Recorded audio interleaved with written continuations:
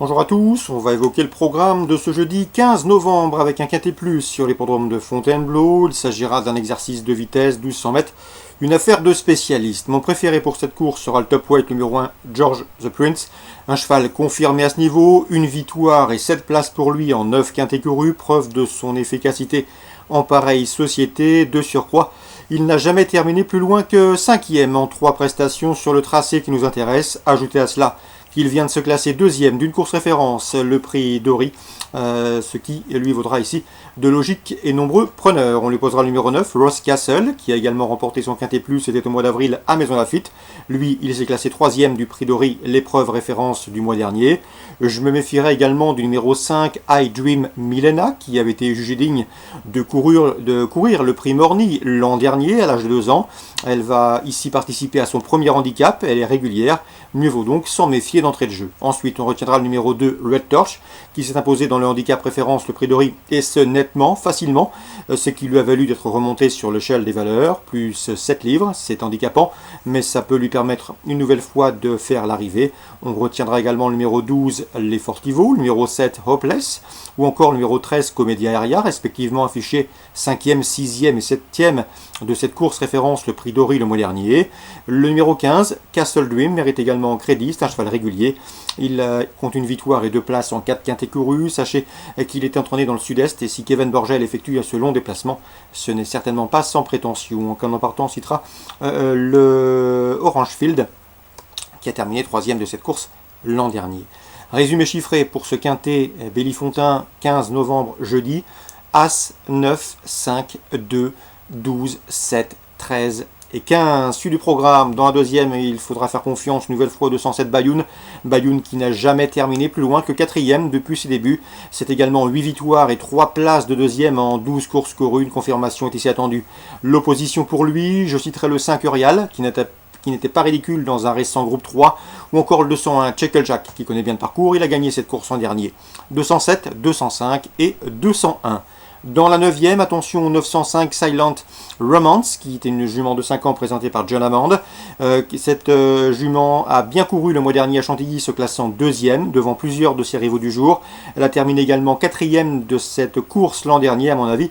Elle devrait lutter pour le succès. Le 905 Silent Romance. On lui opposera, pourquoi pas, Kerasquay et le 14, ou encore Ronance, numéro 1, qui viennent de conclure dans ce sillage dans un récent handicap le 16 octobre à Chantilly. Donc 901, 914 et 901.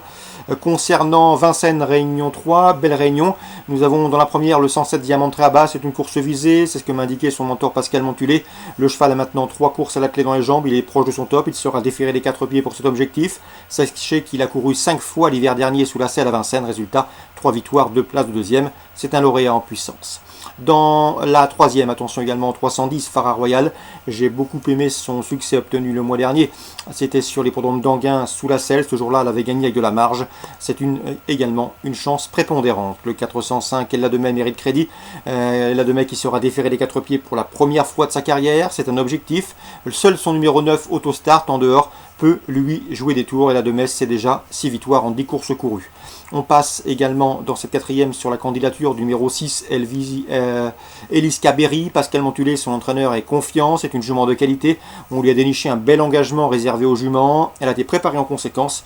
Et à mon avis, elle peut les emmener très loin. C'est une jument qui est redoutable lorsqu'on peut lui masquer l'effort. Dans la 7e maintenant, on se dirige vers un match à 2. Celui qui devrait opposer le 709 Buxy Malone. Véritable rouleau compresseur. Un cheval très dur à l'effort qui, pour ses débuts autre montée, a pris une bonne 3e place dans le prix Reynolds, une épreuve de groupe à mon avis, et il devrait pouvoir lutter pour la gagne, mais le 702 Clé des Champs s'annonce comme un rival des plus sérieux. Clé des Champs qui a remporté ses 3 dernières sorties autre montée, c'est un cheval en retard de gain qui aurait un tout autre compte en banque sans des ennuis de santé. 702, 709, et enfin dans la 8e, attention au 814 d'Hector Château, un cheval qui a remporté de belles épreuves, il a gagné 3 courses l'hiver dernier à Vincennes, il a maintenant 2 courses de préparation dans les jambes, il sera pieds nus pour son premier objectif de l'hiver.